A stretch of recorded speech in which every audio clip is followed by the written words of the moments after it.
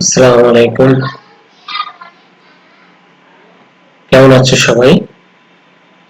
আশা করছি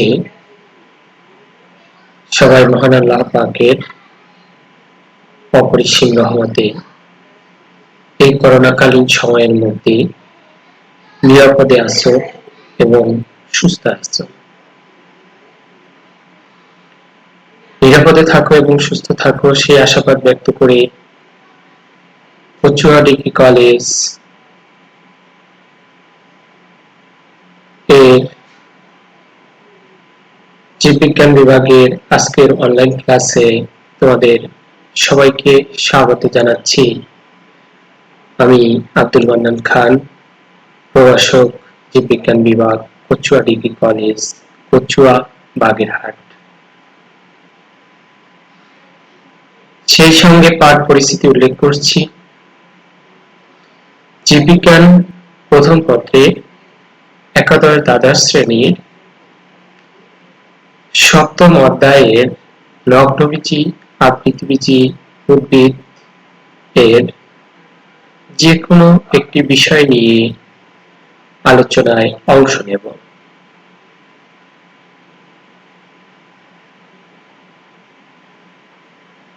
কিছু চিত্র মনোযোগ সহকারে লক্ষ্য করো। এখানে যে চিত্রটা দেখা যাচ্ছে, তোমরা অনেকে হয়তো এই চিত্রটার সঙ্গে পরিচিত বা এই গাছটির সঙ্গে পরিচিত, আবার অনেকে হয়তো এই গাছটি সম্পর্কে জানো না। তো এই গাছটি হচ্ছে একটা নগ্নবীজি উদ্ভিদ। এটা যেহেতু দেখতে পাচ্ছ টবে লাগানো আছে, এটা শোভা বর্ধনকারী উদ্ভিদ হিসাবে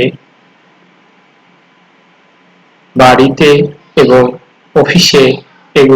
অফিসের সামনে বা বাড়িতে এগুলো লাগানো হয়ে থাকে। এছাড়া এর পাতা দিয়ে ফুলের তোড়া তৈরির কাজে ব্যবহার করা হয়, মাদুর তৈরিতে ব্যবহার করা হয়।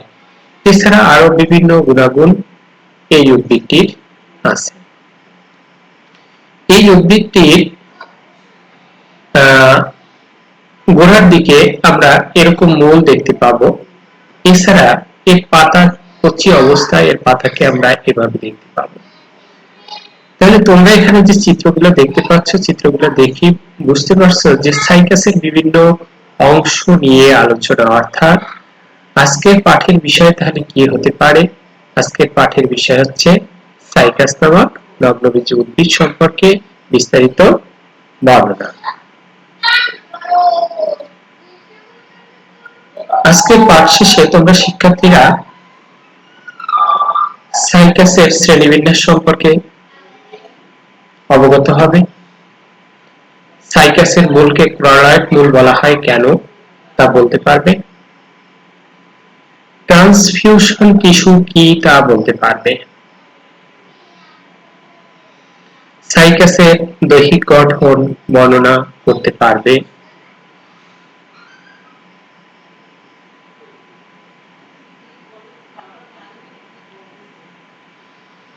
তাহলে প্রথমে আসো সাইকাসের শ্রেণীবিন্যাস।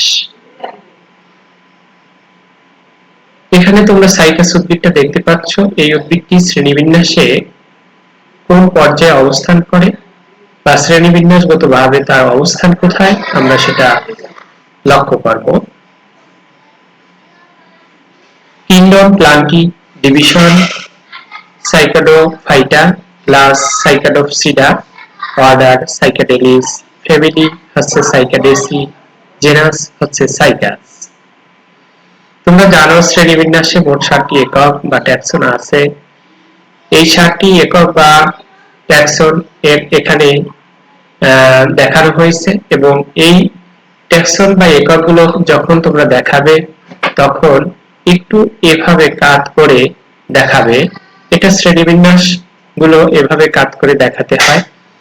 আরেকটা জিনিস লক্ষ্য করো, যেখানে ডিভিশনের শেষের দিকে ফাইটা শব্দটা যুক্ত থাকবে। কোন ডিভিশনের শেষে, কোন শব্দের শেষে যদি ফাইটা দেখো তাহলে বুঝতে পারবে এটা হয়তো ডিভিশনের নাম। যেমন থ্যালোফাইটা, ব্রায়োফাইটা, টেরিডোফাইটা। এই ফাইটা শব্দ থাকলেই হচ্ছে এটা বিভাগের নাম বা ডিভিশনের নাম বোঝায়। অফসিডা, দেখো অফসিডা শব্দটা যদি অফসিডা যদি যুক্ত থাকে তাহলে আমরা ধরে নেব যে এটা হচ্ছে একটা ক্লাসের নাম। অ্যালিস শব্দটা যদি কোনো শব্দের সঙ্গে অ্যালিস যদি কোনো শব্দের সঙ্গে যুক্ত থাকে তাহলে তাকে বলা হয় বর্গের নাম বা অর্ডারের নাম। আর এ সি ই এ ই যুক্ত থাকলে তোমরা জানো যে এটা গোত্রের নাম হয়। এছাড়া হচ্ছে জেনাস আর হচ্ছে স্পিসিস। জেনাস সাইকাস, স্পিসিস হিসেবে হচ্ছে সাইকাস পেকটিনাটার নাম তোমরা দিতে পারো। তাহলে আমরা 7টা ট্যাক্সন সম্পর্কে এখানে আমরা মোটামুটি ধারণা পাইলাম এবং সাইকাসের শ্রেণীবিন্যাসগত অবস্থান আমরা দেখতে পাইলাম। এ কোন বর্গের কোন গোত্রে বা কোন শ্রেণীতে বা কোন ডিভিশনে অন্তর্ভুক্ত সেগুলো আমরা দেখতে পেলাম। এবার আসো সাইকাসের স্বভাব এবং আবাসভূমি সম্পর্কে। তোমরা জানো নগ্নবীজী উদ্ভিদগুলো হচ্ছে বহুবর্ষজীবী। তো সাইকাস একটি বহুবর্ষজীবী উদ্ভিদ। এরা পাহাড়ের উপরে শুষ্ক স্থানে সাধারণত জন্মে থাকে। সমতল ভূমিতেও সাইকাস চাষ করা হয়। উষ্ণ ও আর্দ্র আবহাওয়ায় এদের বৃদ্ধি ভালো হয়। এবার আসো সাইকাসের গঠন বৈশিষ্ট্য। অন্যান্য উদ্ভিদের মতো সাইকাসও স্পোরোফাইটিক উদ্ভিদ এবং এর দেহ মূল, কাণ্ড, পাতায় বিভক্ত। এই মূল, কাণ্ড এবং পাতা সম্পর্কে আমরা একটু বিস্তারিত দেখব। তাহলে প্রথমে চলো আমরা মূল সম্পর্কে একটু জানার চেষ্টা করি। মূল, দেখো এখানে প্রথমত সাইকাসের মূল দেয়া আছে, তারপরে হচ্ছে এই মূলের একটু বিকৃতি অবস্থাটা দেয়া আছে এবং এই বিকৃত অবস্থার কারণ হিসাবে এখানে কিছু ব্যাকটেরিয়া দেখানো হয়েছে। তো এখানে যে মূলটা দেখতে পাচ্ছি আমরা, এই মূলটা আমরা জানি মূল বিভিন্ন রকমের হতে পারে, প্রধান মূল, অস্থানিক মূল, গুচ্ছ মূল এবং হচ্ছে পরাশ্রয়ী মূল। তো এখানে যে মূলটা দেখা যাচ্ছে এই মূলটা কি স্থানিক অস্থানিক মূল না প্রধান মূল না গুচ্ছ মূল, তোমরা কি কেউ বলতে পারবে? দেখো প্রথমে আমাদের জানতে হবে যে প্রধান মূল কাকে বলে। ভ্রূণ মূল থেকে যদি কোনো মূল গঠিত হয় এবং তা যদি মাটির গভীরে দিকে ধাবিত হয় এবং শাখা প্রশাখায় বিভক্ত থাকে, বিভিন্ন শাখা মূল দ্বারা বেষ্টিত থাকে, তাহলে সেটাকে আমরা বলি হচ্ছে প্রধান মূল। আবার কিছু মূল আছে যে কাণ্ডের নিম্ন অংশ থেকে হচ্ছে গুচ্ছাকারে বের হয়, কাণ্ডের নিচের দিক থেকে বের হয়, সেটাকে আমরা বলি হচ্ছে অস্থানিক মূল। আবার কিছু আছে যে কাণ্ড তার পর্ব মধ্যে বা পর্ব থেকে বের হয়, সেটাকে আমরা বলি হচ্ছে গুচ্ছ মূল। এছাড়া পরাশ্রয়ী উদ্ভিদের যে মূল হচ্ছে পর্ব থেকে বেরিয়ে আশ্রয়দাতা উদ্ভিদকে আঁকড়ে ধরে, সেই মূলকে বলা হয় পরাশ্রয়ী মূল। তাহলে এখানে আমরা যে মূলটা দেখতে পাচ্ছি, দেখো এই যে মূলটা আছে, এই মূলের এখানে দেখা যাচ্ছে যে ভ্রূণ মূল থেকে প্রথমে একটা মূল গঠিত হয়েছিল এবং সেই মূলটা খুব ক্ষণস্থায়ী, মানে অল্প সময়ের জন্য সে ছিল, সেই মূলটা নষ্ট হয়ে যায়। পরবর্তীতে আবার সেখান থেকে ওই মূল নষ্ট হয়ে যাওয়ার পর ওর গোড়া থেকে আরো কিছু মূল বেরিয়েছে, যে মূলগুলো মাটির তেমন গভীরে যায় না, মাটির উপরিতলে থেকে উপরের দিকে উঠে আসে এবং প্রত্যেকটি মূল দীর্ঘ শাখা বিশিষ্ট হয়ে থাকে। এই দীর্ঘ শাখা বিশিষ্ট মূলগুলো যখন মাটির উপরে উঠে আসে তখন এরকম ব্যাকটেরিয়া দ্বারা এই মূলগুলো আক্রান্ত হয় এবং এই ব্যাকটেরিয়াগুলো তখন এই মূলের ভিতরে ঢুকে পড়ে এবং তাদের সংখ্যা বৃদ্ধি করতে শুরু করে। হ্যাঁ, সংখ্যা বৃদ্ধি করতে শুরু করলে তখন এই মূলগুলো তার আকার আকৃতি হারিয়ে বিকৃতি আকার ধারণ করে এবং তখন তাকে দেখতে সামুদ্রিক কোরালের মতো মনে হয় এবং তখন তাকে তখন এই জন্য এই মূলকে সাইকাসের মূলকে কোরালয়েড মূলও বলা হয়ে থাকে। তাহলে আমরা দেখতে পারলাম যে সাইকাসের মূল হচ্ছে অস্থানিক মূল। এটা হচ্ছে কাণ্ডের গোড়ার থেকে গোড়ার দিকের অংশ থেকে হচ্ছে বের হয়, তাই এটা হচ্ছে অস্থানিক মূল এবং এটা ব্যাকটেরিয়া দ্বারা আক্রান্ত হয় এবং ব্যাকটেরিয়া দ্বারা আক্রান্ত হয়ে এর গঠনটা হয়ে যায় সামুদ্রিক প্রবাল বা কোরালের মতো, যার কারণে এর নামকরণ করা হয় কোরালয়েড মূল। এরপরে আসো কাণ্ড। এখানে যে উদ্ভিদটা দেখতে পাচ্ছ একটা সাইকাস উদ্ভিদ, এখানে একটা কাণ্ড তোমরা দেখতে পাচ্ছ। কাণ্ডটা কিরকম আছে দেখো, কাণ্ড হচ্ছে অশাখ, মানে এর কোনো শাখা প্রশাখা নেই, স্থূল, বেলনাকার এবং অমসৃণ। অমসৃণ হচ্ছে এই কারণে যে পত্রের গোড়ার দিকে, প্রতিটি পাতার গোড়ার দিকে কাণ্ডবেষ্টক অংশ ছিল। এই কাণ্ডবেষ্টক অংশটা হচ্ছে স্থায়ীভাবে থেকে যায়। পাতা যদি কখনো ঝরে যায়, এই কাণ্ডবেষ্টক যে অংশটা ছিল সেটা এর সঙ্গেই থেকে যায়, যার কারণে কাণ্ডটাকে অমসৃণ বলে মনে হয়। এছাড়া যদি তোমরা খেয়াল করো তাহলে দেখবে যে এই উদ্ভিদের শীর্ষের দিকে এখানে দেখো সর্পিল আকারে পাতাগুলো সাজানো আছে। এই সর্পিল আকারে যে পাতাগুলো সাজানো আছে, এই পাতাগুলোর মাঝখান থেকে আবার কিছু, এই যে দুটো চিত্র দেখতে পাচ্ছ যে এরকম একটা গঠন বা এরকম গঠন তাদের ভিতরে লক্ষ্য করা যেতে পারে। যদি এরকম গঠন লক্ষ্য করা যায় তাকে আমরা স্টোবিলাস বলে থাকি। এটা কোন উদ্ভিদের ক্ষেত্রে এরকম এই সর্পিল আকারে সজ্জিত পাতার পক্ষ থেকে অর্থাৎ তাদের মাঝখান থেকে এরকম একটা স্টোবিলাস বা কোণ গঠিত হয়, এটা কোন উদ্ভিদের ক্ষেত্রে দেখা যায়। এছাড়া স্ত্রী উদ্ভিদের ক্ষেত্রে আমরা দেখি যে এরকম সাপের ফণার মতো কিছু স্পোফিল দেখা যায়, এগুলো বলা হয় মেগাস্পোফিল। এই মেগাস্পোফিলের পক্ষে হচ্ছে পাশের দিকে কিনারার দিকে হচ্ছে ডিম্বক উৎপন্ন হয়। এই ডিম্বকের ভিতরে হচ্ছে মেগাস্পোর উৎপন্ন হবে, সেই মেগাস্পোর দিয়ে হচ্ছে ডিম্বাণু উৎপন্ন হবে এবং সেই ডিম্বাণুর সঙ্গে পরবর্তীতে এখানে এই যে স্টোবিলাস আছে এখানেও মাইক্রোস্পোফিল আছে, সেই মাইক্রোস্পোফিলের ভিতরে মেগাস্পোর মাইক্রোস্পোর উৎপন্ন হবে। এই মাইক্রোস্পোর পরবর্তীতে হচ্ছে শুক্রাণু গঠন করবে। তোমরা একটা জিনিস মনে রাখবে যে নগ্নবীজ উদ্ভিদের ভিতরে সাইকাসের যে শুক্রাণু, সেই সাইকাসের শুক্রাণু হচ্ছে উদ্ভিদকুলের ভিতরে সবচেয়ে বৃহত্তম শুক্রাণু। এই শুক্রাণুর সঙ্গে এই ডিম্বকের ভিতরে তৈরি হবে ডিম্বাণু, এর সঙ্গে মিলন হওয়ার মাধ্যমে হচ্ছে তাদের নিষেক ক্রিয়া সম্পন্ন করবে। এখানে একটা জিনিস মনে রাখতে হবে যে এই নিষেক প্রক্রিয়া যখন সংগঠিত হবে, এই নিষেক প্রক্রিয়া সংগঠিত হওয়ার সময় কোন সেকেন্ডারি বা নিষেক প্রক্রিয়ার আগে কোন সেকেন্ডারি নিউক্লিয়াস গঠিত হয় না।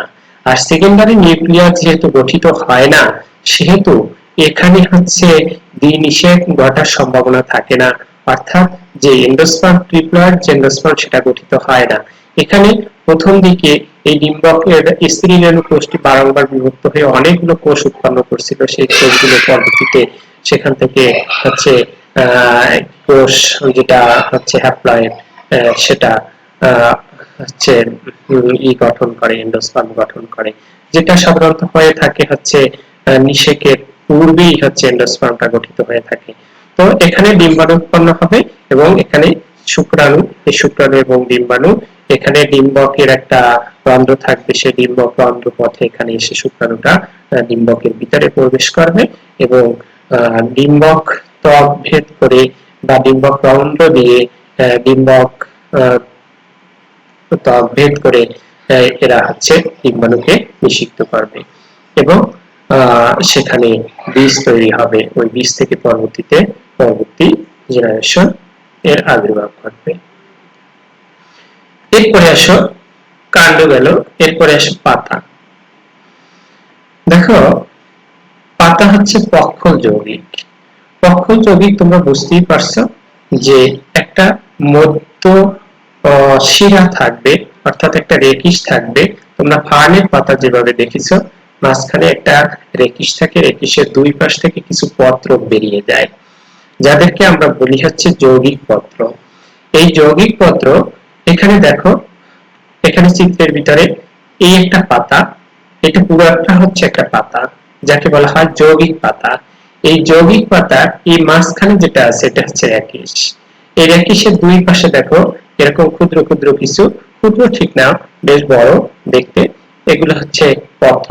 এই পত্রগুলো হচ্ছে এই রেকিসের দুই পাশে হচ্ছে সজ্জিত থাকে, যেমন তোমরা টেরিসের ক্ষেত্রে দেখছিলে। এখানে হচ্ছে দুই ধরনের পাতা থাকে, একটা হচ্ছে যৌগিক পত্র আর একটা হচ্ছে স্বল্পপত্র। এই পাতাগুলো যখন কচি অবস্থায় থাকে, মুকুল অবস্থায় থাকে, তখন সেই মুকুল অবস্থায় সেই মুকুলকে ঢেকে রাখার কাজটা করে থাকে হচ্ছে এরকম কিছু স্বল্পপত্র, যেগুলো হচ্ছে দেখতে বাদামি রঙের কিছু স্বল্পপত্র থাকে, যেগুলো হচ্ছে এরকম বড় হয় না, এরকম ছোটই থেকে যায়। বাদামি রঙের স্বল্পপত্র দ্বারা এই পত্র মুকুলটাকে এরা ঢেকে রাখে।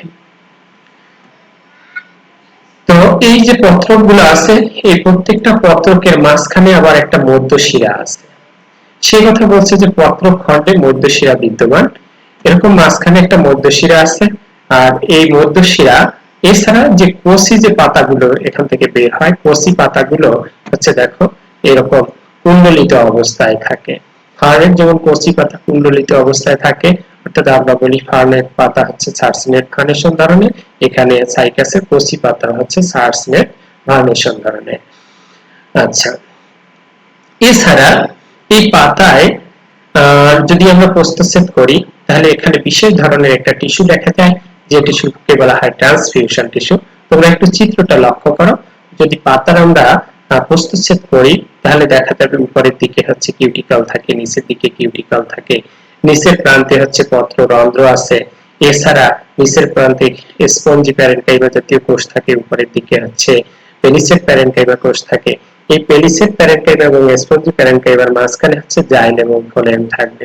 জাইলেম কোষগুলো দেখো এখান থেকে কিছু লম্বাটে আকার ধারণ করে দুই পাশে বিস্তৃত হয়, যেটা সংবহনের কাজ করে থাকে। এই ধরনের যে বিশেষ টিস্যু উৎপন্ন হয়, এই বিশেষ টিস্যুকে বলা হয় ট্রান্সফিউশন টিস্যু, এটা সংবহনের কাজ করে থাকে। এখন আসো আমরা এতক্ষণ যে বিষয়গুলো দেখলাম, অর্থাৎ উদ্ভিদের যে সাইকাস উদ্ভিদের যে দৈহিক গঠন দেখতে পেলাম, এই সাইকাস উদ্ভিদের দৈহিক গঠনে আমরা এতক্ষণ যা দেখলাম তার ভিতর থেকে কিছু প্রশ্ন তোমাদেরকে আমি ছুড়ে দিচ্ছি, প্রশ্নগুলোর অ্যান্সার ঝটপট খাতায় লিখে ফেলার চেষ্টা করবে। প্রথমত হচ্ছে সাইকাসের মূল কে কি মূল বলা হয়? সাইকাসের মূলকে কি মূল বলা হয়? তোমাদের সুবিধার জন্য উত্তরটা আমি বলে দিচ্ছি। সাইকাসের মূল একটি অস্থানিক মূল, এটা ব্যাকটেরিয়া দ্বারা আক্রান্ত হয় এবং ব্যাকটেরিয়া দ্বারা আক্রান্ত হওয়ার পরে এটা দেখতে সামুদ্রিক কোরালের মতো দেখায়, তাই একে কোরালয়েড মূল বলা হয়। এরপরে আসো এর পাতা। এর পাতা কিরকম? এর পাতা হচ্ছে যৌগিক পত্র। তারপরে এর পাতা কয় রকমের হতে পারে? দুই রকমের হতে পারে। সেই দুই রকমের পাতা কি কি? একটা হলো স্বল্পপত্র আর একটা হচ্ছে যৌগিক পত্র। এই যৌগিক পত্র আবার কতগুলো পত্র খণ্ডকে বিভক্ত। এই প্রত্যেকটা পত্র খণ্ডকে মাঝখানে একটা শিরা থাকে, যেটাকে বলা হয় মধ্যশিরা। এছাড়া এই পাতার ভিতরে একটা বিশেষ ধরনের টিস্যু থাকে, সেই টিস্যুটার নাম কি? সেই টিস্যুটা হলো ট্রান্সফিউশন টিস্যু। যাই হোক, আমরা সাইকাসের দৈহিক গঠন দেখতে পেলাম। এবার এই সাইকাসের শনাক্তকারী বৈশিষ্ট্য সম্পর্কে আমরা একটু জানবো। দেখো দেখো সাইকাসের শনাক্তকারী বৈশিষ্ট্যের ভিতরে প্রথম যে কথাগুলো আসে সেটা হচ্ছে সাইকাস উদ্ভিদটা হচ্ছে খাড়া পাম জাতীয় উদ্ভিদ, বীজ উৎপন্ন হয় কিন্তু কোনো ফল উৎপন্ন হয় না। তোমরা জানো যে এই ডিম্বকটা হচ্ছে গর্ভাশয় দ্বারা আবৃত থাকে না, আর ডিম্বক গর্ভাশয় দ্বারা আবৃত না থাকার কারণে এখানে কোনো ফল তৈরি হয় না, যার কারণে বীজটা নগ্ন অবস্থায় থাকে বা ব্যক্ত অবস্থায় থাকে বা খোলা অবস্থায় থাকে। এই কারণে এটাকে নগ্নবীজ উদ্ভিদ বলা হয়। আর সাইকাস একটি নগ্নবীজ উদ্ভিদ, তাই এই নগ্নবীজ উদ্ভিদের বৈশিষ্ট্য এই সাইকাসের ভিতরে বিদ্যমান দেখা যাচ্ছে। এরপর হচ্ছে পাতা বৃহৎ পক্ষযোগী, কাণ্ডের মাথার দিকে সর্পিল আকারে বিন্যস্ত থাকে। তোমাদের দেখিয়েছিলাম চিত্রের ভিতরে যে পাতাগুলো বেশ বড়, পক্ষযোগী এবং কাণ্ডের মাথা এরা সর্পিল আকারে বিন্যস্ত থাকে। এছাড়া কচি পাতা ভার্নেশন সার্সিনেট বা কুণ্ডলিত, কচি পাতা কুণ্ডলিত অবস্থায় থাকে, সেই কারণে এটাকে সার্সিনেট ভার্নেশন বলা হয়। এদের অস্থানিক মূল থাকে যাকে আমরা পোরালয়েড মূল বলে থাকি। এছাড়া হচ্ছে পুরুষ উদ্ভিদে স্টোবিলাস তৈরি হয় কিন্তু স্ত্রী উদ্ভিদে প্রকৃত অর্থে কোনো স্টোবিলাস তৈরি হয় না। পুরুষ উদ্ভিদের ক্ষেত্রে আমরা যেরকম দেখি মাইক্রোস্পোফিল গুলো ঘনভাবে সজ্জিত হইয়া একটা কম্প্যাক্ট গঠন তৈরি করে, কিন্তু স্ত্রী উদ্ভিদের ক্ষেত্রে আমরা যে মেগাস্পোফিল গুলো দেখি সেগুলো ওভাবে কম্প্যাক্ট অবস্থায় কোনো কোন বা স্টোবিলাস গঠন করে না। এরপরে আসো জীবন্ত জীবাশ্ম।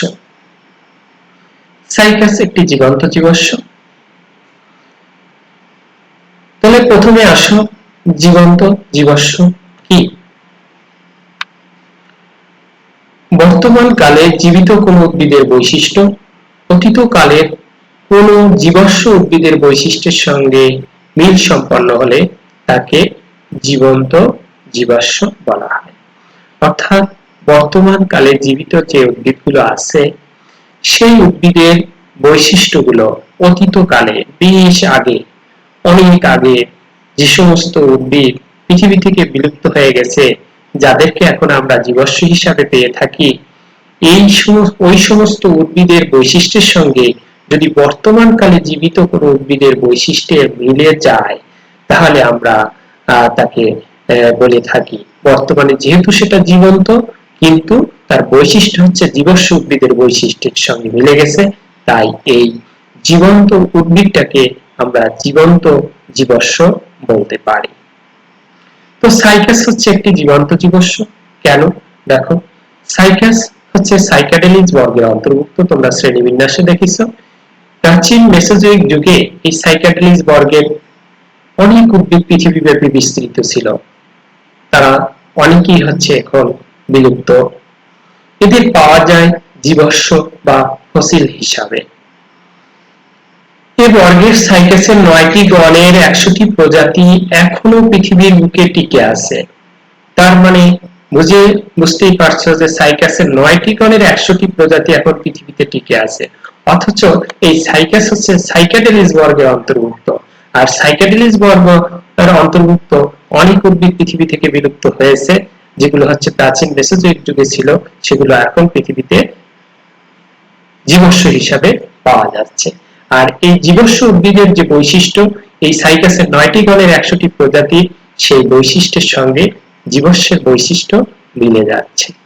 আর এই জীবাশ্মের বৈশিষ্ট্যের সঙ্গে মিল সম্পন্ন থাকার কারণে সাইকাডেলিসকে আদি প্রকৃতির বা জীবন্ত জীবাশ্ম বলা হয় এবং এই সাইকাডেলিসের অন্তর্ভুক্ত হচ্ছে সাইকাস উদ্ভিদ, সেই কারণে এই সাইকাস উদ্ভিদকেও জীবন্ত জীবাশ্ম বলা হয়। এরপর আসো সাইকাস উদ্ভিদের কিছু অর্থনৈতিক গুরুত্ব। এই অর্থনৈতিক গুরুত্ব সম্পর্কে আমরা একটু জানি। শোভা বর্ধনকারী উদ্ভিদ হিসাবে উদ্যান, বাড়ির আঙ্গিনা, রাস্তার পাশে লাগানো হয় এবং এর পাতা দিয়ে ফুলের তোড়া, ঘর বা তোরণ সাজাতে ব্যবহৃত হয়। এর স্ফীত কন্দ ও বীজ হতে বার্লি বা অ্যারারুট তৈরি করা হয়। সাইকাসের কিছু প্রজাতির মজ্জা হতে মদ তৈরি করা হয়। কচি পাতার রস চর্মরোগ, পাকস্থলীর পীড়ার ঔষধ হিসাবে ব্যবহার করা হয়। এর কাণ্ড কাঠ বা জ্বালানি হিসাবে ব্যবহার করা হয়ে থাকে। সাইকাসের পাতা দিয়ে মাদুর তৈরি করা হয়। এছাড়া তোমরা দেখবে সাইকাসের যে মেগাস্পোফিল, সেই মেগাস্পোফিলটাকে দেখতে সাপের ফনার মতো। কিছু অসাধু ব্যবসায়ী এই ফনাটাকে সর্পমণি হিসাবে বাজারে বিক্রি করে থাকে। আসলে এর কোনো ঔষধি গুণাগুণ নেই। এটা মানুষকে ঠকানোর উদ্দেশ্যে এই অসাধু ব্যবসায়ীরা এটা নিয়ে ব্যবসা করে থাকে। অর্থাৎ এর উপরোক্ত যে গুণাগুণগুলো আমরা দেখলাম, সেই গুণাগুণগুলো হচ্ছে উপকারী গুরুত্ব, আর শেষ যেটা সর্পমণি হিসাবে বাজারে বিক্রি করা হয়, এটাকে আমরা অপকারীমূলক ভূমিকায় দেখতে পাই। কাজী তোমরা এখানে সাইকাসের অর্থনৈতিক গুরুত্ব দেখতে পাইলে এবং সাইকাসের সম্পর্কে বিস্তারিত তোমরা জানলে। আশা করছি সাইকাসের গঠন, জনন, এর অর্থনৈতিক গুরুত্ব, শ্রেণীবিন্যাস সম্পর্কে তোমাদের আর কোনো প্রশ্ন থাকবে না। যদি আর কোনো প্রশ্ন থাকে সেগুলো আমাকে মেসেজের মাধ্যমে জানালে আমি তোমাদের প্রশ্নগুলোর অ্যান্সার দেওয়ার চেষ্টা করব। আজকের মতো ক্লাস এ পর্যন্তই। তবে কিছু বাড়ির কাজ নিতে হবে। বাড়ির কাজ হিসাবে আমি এখানে সাইকাসের মূলকে কোয়ালাট মূল বলা হয় কেন এটা খাতায় লিখতে হবে, এবং সুযোগ হলে আমাকে অনলাইনের মাধ্যমে যে কোনো ভাবে তোমরা আমাকে দেখাতে পারো, আমি দেখে প্রুফ করে দিতে পারবো। দেখো, এছাড়া আছে ফান এবং সাইকাসের মধ্যে কি কি মিল খুঁজে পাওয়া যায় তা লিখতে হবে। আমি আমার আলোচনার ভিতরে বেশ কয়েকটা বৈশিষ্ট্যের কথা বলেছি, তোমরা সেগুলো যদি মনোযোগ সহকারে শুনে থাকো তাহলে তোমরা এগুলো লিখতে পারবে। তাছাড়া যদি চেষ্টা করো এবং চেষ্টা করে না পারলে তখন বইয়ের সাহায্য নিবে এবং আশা করছি এবং বুঝতে পারবে। তো সবাইকে অসংখ্য অসংখ্য ধন্যবাদ জানাচ্ছি আমার ক্লাসটি ধৈর্য সহকারে দেখার জন্য। সেই সঙ্গে পরবর্তী ক্লাস দেখার আমন্ত্রণ জানিয়ে এবং এই লকডাউনের ভিতরে সবাই বাড়িতে থাকবে, বাইরে প্রয়োজন ব্যতি রেখে বাইরে বের হওয়া কোনো মতে ঠিক হবে না, এবং নিজেকে সবসময় স্বাস্থ্যবিধি মেনে সরকারের নির্দেশিত যে স্বাস্থ্যবিধিগুলো আছে সেই স্বাস্থ্যবিধিগুলো মেনে চলার চেষ্টা করবে, সেই আশাবাদ ব্যক্ত করে সবাইকে ধন্যবাদ জানিয়ে আজকের মতো এখানেই বিদায় নিচ্ছি। আল্লাহ হাফেজ, সবাই ভালো থাকবে।